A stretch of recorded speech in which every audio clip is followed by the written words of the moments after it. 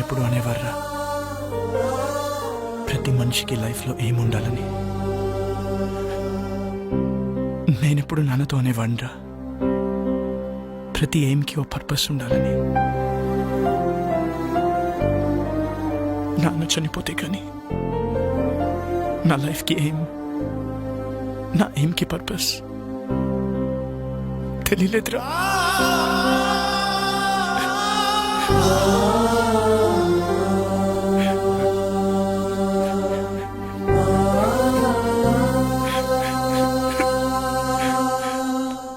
రే Varun, senior కనబడ్డాడు రా.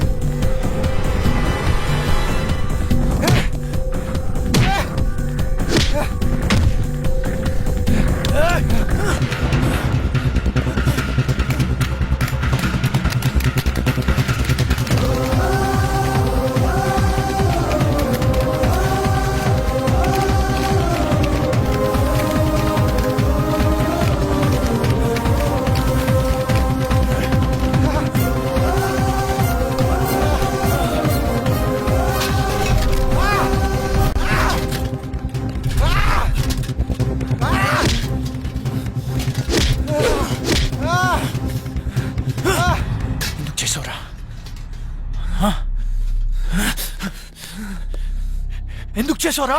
ప్రీతి కోసం చేశాను రా, ప్రీతి కోసమే చేశాను. ప్రీతి నువ్వెంతగా ప్రేమించావు,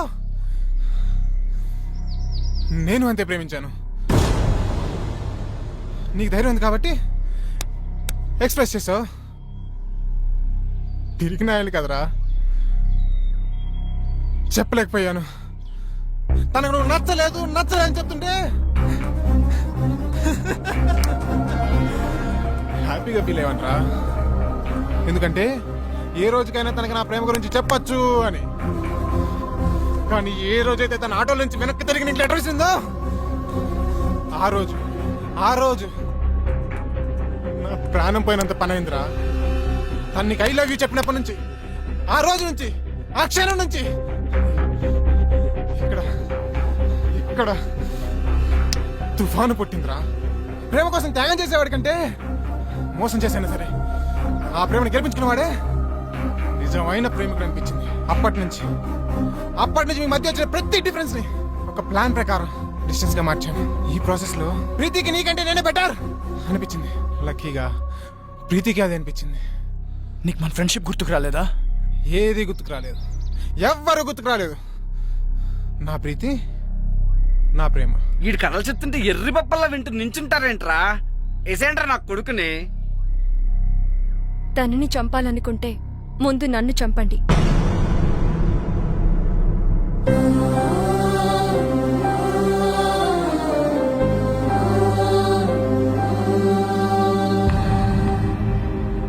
ఎస్, మేం చేసింది తప్పైతే ఆ తప్పు నాది. అంటే ఇప్పటికీ నువ్వు చేసిన తప్పు అనిపించట్లేదా? ఎప్పటికీ అనిపించదు. అంత కఠినంగా ఎలా మారిపోయావు ప్రీతి? నేనేం తప్పు చేశాను? తెలీదా? నేను నీకు ఐ లవ్ యూ చెప్పకముందే నువ్వు నన్ను లైఫ్ లాంగ్ లవ్ చేస్తావా లేదా అని అడిగానా లేదా? నిన్ను లవ్ చేయట్లేదు అనుకుంటున్నావా? చేస్తున్నావని నువ్వనుకుంటున్నావా? మొదట్లో నీ లైఫ్లో అన్నిటికంటే నేనే ఇంపార్టెంట్. నా కోసం ఏదైనా చేసేవాడివి, ఏదైనా వదిలేసేవాడివి. కానీ ఒక్కసారి నేను లవ్ చేయడం మొదలు పెట్టాక నా ఇంపార్టెన్స్ తగ్గిపోయింది. మీ నాన్నగారికి హార్ట్ అటాక్ వస్తే నాతో షేర్ చేసుకోలేదు. నాకు జ్వరం వచ్చి నీతో టైం గడపాలనుకున్నప్పుడు నన్ను కేర్లెస్ గా వదిలి వెళ్ళిపోయావు. పోలీసుల దగ్గర నీ మగతని చూపించావే గాని ఆడపిల్లని నా పరిస్థితి అర్థం చేసుకోలేదు. కానీ సీను అలా కాదు. నాకు షేరింగ్, కేరింగ్, సెక్యూరిటీ ఎప్పుడు ఇచ్చాడు. ఎప్పటికీ ఇవ్వగలను అన్న నమ్మకం కలిగించాడు.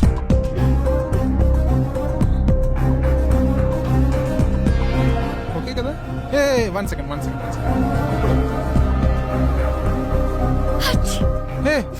ఏ నీ కోల్డా? ఈ టాబ్లెట్స్ తీసుకో.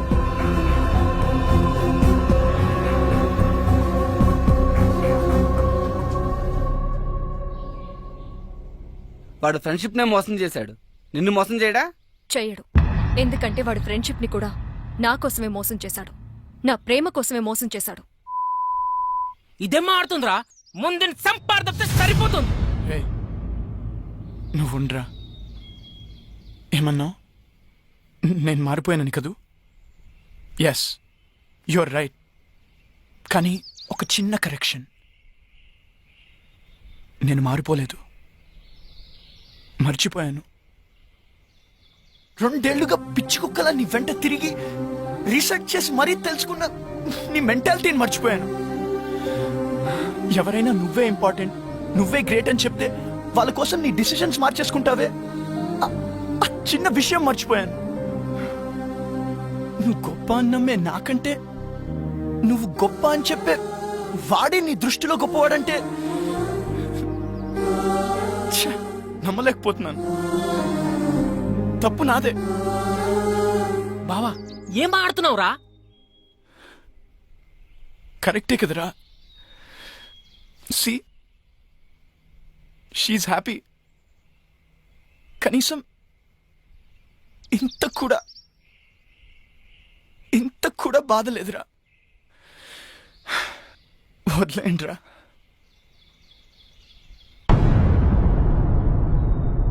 మరి వీణేం చేద్దాం? నేను బ్రతకాలంటే ప్రీతి హ్యాపీగా ఉండాలి. ప్రీతి హ్యాపీగా ఉండాలంటే వీడు బ్రతకుండాలి. వీడు ఫ్రెండ్షిప్కి పట్టిన మచ్చరా. వదిలేయండి, మాసిపోతుంది. ఏంట్రా వాడిని అలా వదిలేశావు? నేనైతే నరకేసేవాడిని. రే బా, అమ్మాయిలు మోసం చేస్తున్నారని అబ్బాయిలు నరకడం రైట్ అనుకుంటే అడపా తడపా 6 నెలలకు 7 నెలలకు ఒక యాసిడ్ దాడి కాదురా. రోజు కొన్ని 100 యాసిడ్ దాడులు జరుగుతూ ఉండాలి. ప్రియతమా, నీ వచ్చట కుశలమా అని ఫిక్స్ అయి ఫీల్ అవుతూ బ్రతికేస్తున్న అబ్బాయిలు ఉన్నారు కాబట్టి అందరం హ్యాపీగా బ్రతికేస్తున్నాం. పదండ్రా. ఒకప్పుడు అమ్మాయి పుడితే దాన్ని ఎవడు ఏం చేస్తాడో అని భయం వేసేది. కానీ ఇప్పుడు అదేం చేస్తుందో అని భయంతో చేస్తున్నావు. హై స్కూల్లోనే మొదలెట్టేస్తున్నారు కథలు. కొంప నుండి స్కూల్కి వెళ్ళిన కూతురు ఎప్పుడు ఏ కొంప ముంచుతుందో అని భయపడనే తండ్రులు ఉన్నారా? ఫ్రెండ్లా చూసుకునే చెల్లి ఎప్పుడు ఏ బాయ్ ఫ్రెండ్ వెనకాల కనబడుతుందో అని టెన్షన్ పడిన అన్నున్నాడా? అరే, తన గుండెల మీద చెయ్యేసిన తన గర్ల్ ఫ్రెండ్ అమ్మాయి ఇంకో చెయ్యి సీక్రెట్ గా ఎవరికి SMS చేసేస్తుందో అని వణికిపోని బాయ్ ఫ్రెండ్స్ ఎంతమంది ఉన్నారు? వణుకు పుట్టించేస్తున్నారు అమ్మాయిలు. ఒక ఆడపిల్ల కన్నా తండ్రిగా నేను ఈ మాట అనకూడదు సార్, ఐఎమ్ సారీ. కానీ తప్పడం లేదు. అందరు అమ్మాయిలు ఇలాగే ఉంటున్నారని నేను అనడం లేదు. కానీ నా కూతురులాగా ఇవాళ ఎంతో మంది అమ్మాయిలు తయారవుతున్నారంటే నాకు చాలా బాధగా ఉందండి. కన్న కూతుర్ని చంపేద్దాం అనుకున్నాను, చచ్చిపోయింది అనుకుని వదిలేశాను. కానీ వాడు క్షమించేశాడు. ప్రీతి చెప్పిన రీజన్స్ కి ఇప్పటికీ నేను కన్విన్స్ అవ్వలేదండి. ప్రీతి చెప్పింది కదా, వాడు కన్విన్స్ అయిపోయాడు. నా కూతురు ఎంత హ్యాపీగా ఉందో నాకు తెలియదండి. కానీ వాడిని పెళ్లి చేసుకుని ఉంటే మాత్రం అంతకు 10 రెట్లు హ్యాపీగా ఉండేదని నేను ఖచ్చితంగా చెప్పగలను. నీకు 100% కేరింగ్, షేరింగ్, సెక్యూరిటీ ఇవ్వాలని వాడనుకున్నాడు. దాన్ని నువ్వు అనుమానం అంటున్నావు, నేనది వెర్రి అభిమానం అంటున్నాను. Decision is yours.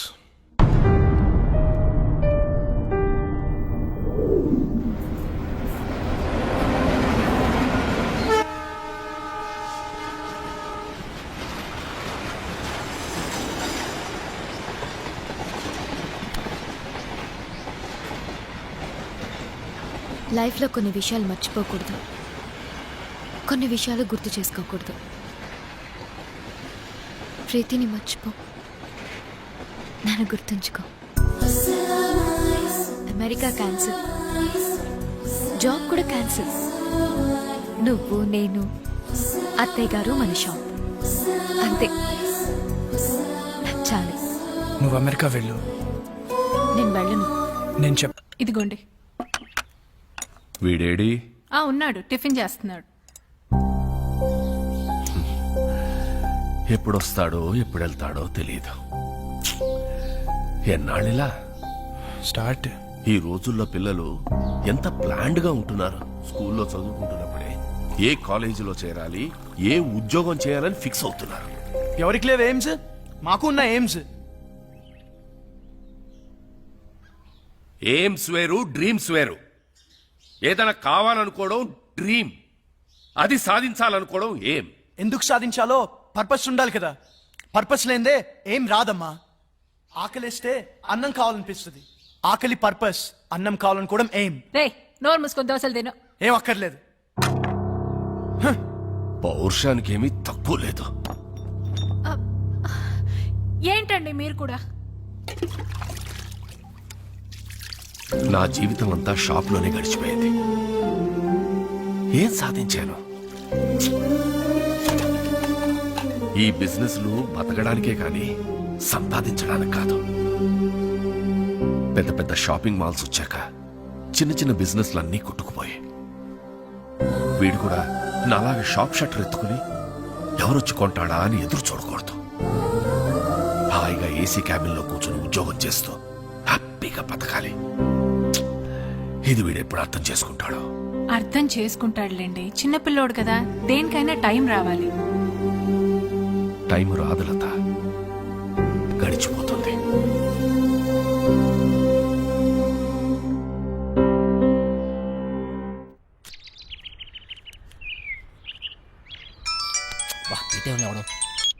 చెప్పరా, ఏం పీకుతున్నావురా?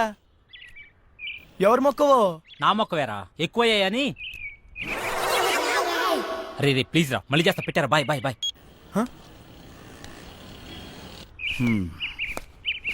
వెళ్తాను. అలాగే. బాయ్.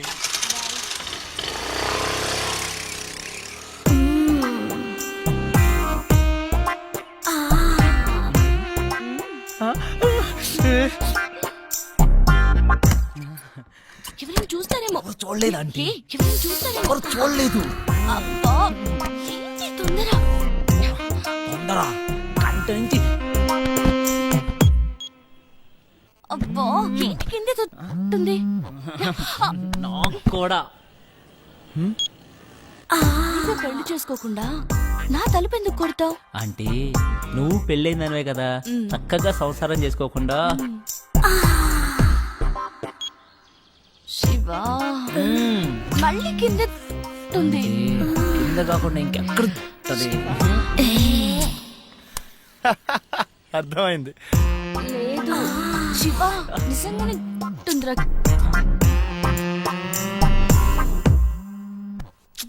ఈడేంటి మళ్ళీ? రే ఏం కావాలరా? నీ బైక్ కావాలరా? ఇప్పుడు కుదరదు. కుదురుతుంది బుజ్జి. కుదరదు బుజ్జి. అయితే అంకుల్ ఇంటికి వస్తాడు బుజ్జి. అంకులా? ఏ అంకుల్ రా? కోనర్ బుజ్జి. సరేరా, వస్తున్నాడు, ఇప్పుడే వస్తున్నాడు. ఏయ్! ఏయ్! నువ్వు నన్ను చూసావు? మల్లిక, నీ ఫ్రెండ్ నన్ను చూసింది. లేదు, చూడలేదంట. నేను చూసాను, నన్ను చూసింది. నేను చూసింది వాడిని కాదు, నిన్ను కాదంట. మరి ఎవరినంట? మరెవరిని?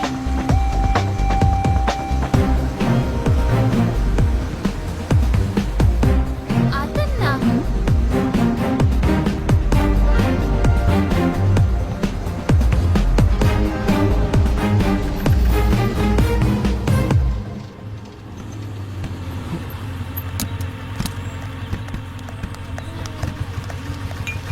నీకెన్నిసార్లు చెప్పాలి నాకు ఇలా ఫాలో అవడం నచ్చదని?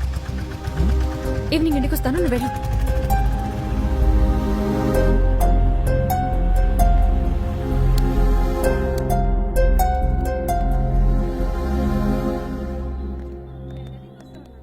ఓ సోడా ఇవ్వండి. ఇదేం పద్ధతి గురుగారు? ఆ?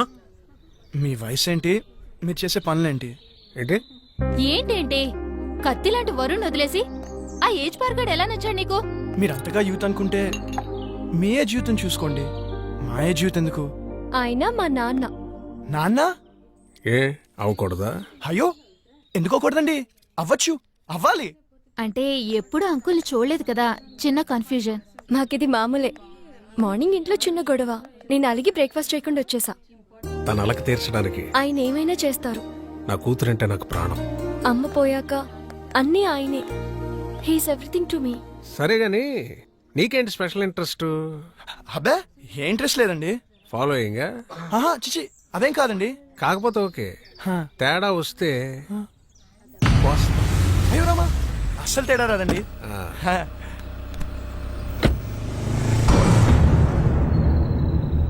రైట్. హా?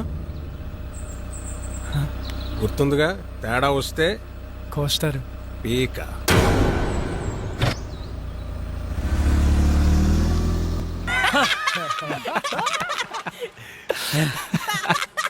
నవ్వండిరా, నవ్వండి, బాగా నవ్వండి. అయినా 2 సంవత్సరాల నుంచి ప్రీతి వెనకాల తిరుగుతున్నావు. ఇష్టం లేదని అమ్మాయి వెనకాల తిరగడం ఎందుకురా? Time waste. రే అమ్మాయిలు ఇష్టం లేదంటే ఇష్టం ఉన్నట్రా, ఇష్టం ఉందంటే ఇష్టం లేనట్రా. అవునా? హా. అంటే మా ఆంటీ నేనంటే చాలా ఇష్టం అంది, అయితే ఇష్టం లేనట్ట? నేను చెప్పింది అమ్మాయిల గురించిరా, ఆంటీల గురించి కాదు. తేడా ఏంటో. అమ్మాయిలు ప్రేమించి పెళ్లి చేసుకుంటారు, ఆ. అదే ఆంటీలు పెళ్లి చేసుకుని ప్రేమిస్తారు. అయినా అది ఎవరిని పెళ్లి చేసుకుంటే మనకెందుకు? నన్ను మాత్రం బాగా ప్రేమిస్తే చాలరా. ఏయ్, నువ్వు నన్ను చూసావు. ప్రీతి ఎవరొచ్చారో చూడు. అక్క బాగున్నావే? హాయ్ చిన్న. ఇక్కడికి వచ్చావురా నువ్వు? ఎవరి దగ్గరికి వచ్చావు? అక్క నీకు రాసి చేస్తున్నా, రాజమండ్రిలో నా తర్వాత ఇదే బ్యూటీ క్వీన్. నువ్వు ఉన్నప్పుడేం చక్క అన్నీ నీతో షేర్ చేసుకునేదాన్ని. ఇప్పుడు ఒంటరిగా అనిపిస్తుంది. నాన్న రోజు తాగేస్తున్నారు. అమ్మ పోయాకే నాన్న తాగడం మొదలెట్టారు. తాగితే అమ్మొస్తుందా? అయినా పెళ్ళైపోయాక నువ్వు కూడా చేంజ్ అయ్యావు. ఇదివరకు ఎంత యాక్టివ్గా స్ట్రైట్ ఫార్వర్డ్గా ఉండేదానివి. పెళ్ళవక ముందు ఒక అమ్మాయి ఎలా ఉందో, పెళ్ళయ్యాక కూడా అమ్మాయి అలాగే ఉందంటే ఆ అమ్మాయి చాలా ఆనందంగా ఉన్నట్టు లెక్క. అంటే నువ్వు ఆనందంగా లేవా? బాధపడకుండా ఉండడమే ఆనందమైతే నేను ఆనందంగా ఉన్నట్టే. ఏ బాగానే చూసుకుంటున్నాడుగా. లైఫ్లో రియాలిటీతో పాటు 10% ఫ్యాంటసీ కూడా ఉండాలి. ప్యాషన్, ఎక్సైట్మెంట్ ఉండాలి. మన లైఫ్లో మనల్ని లవ్ చేసే వ్యక్తి ఉండాలి. ఆ వ్యక్తి తన లవ్ని ఎక్స్ప్రెస్ చేసేలా ఉండాలి. మన కష్ట సుఖాల్నే కాదు, తన కష్ట సుఖాల్ని కూడా మనతో షేర్ చేసుకునేలా ఉండాలి. మనకి బాధగా ఉన్నప్పుడు తన ఒళ్ళో తల పెట్టుకుని నిద్రపోతే హాయిగా ఉంటుంది. అదే తనకి బాధగా ఉన్నప్పుడు మన ఒళ్ళో తల పెట్టుకుని నిద్రపోతే చాలా తృప్తిగా ఉంటుంది. మనల్ని పూర్తిగా కేర్ తీసుకోవాలి. మనకి జ్వరం వస్తే నంబర్ 1 డాక్టర్ ట్రీట్మెంట్ ఇప్పించగలిగితే హ్యాపీ. కానీ తనే పక్క నుండి టాబ్లెట్ ఇస్తే ఇంకా హ్యాపీ. ఫిజికల్ గా సైకలాజికల్ గా కూడా మనకి పూర్తి సెక్యూరిటీ ఇవ్వాలి.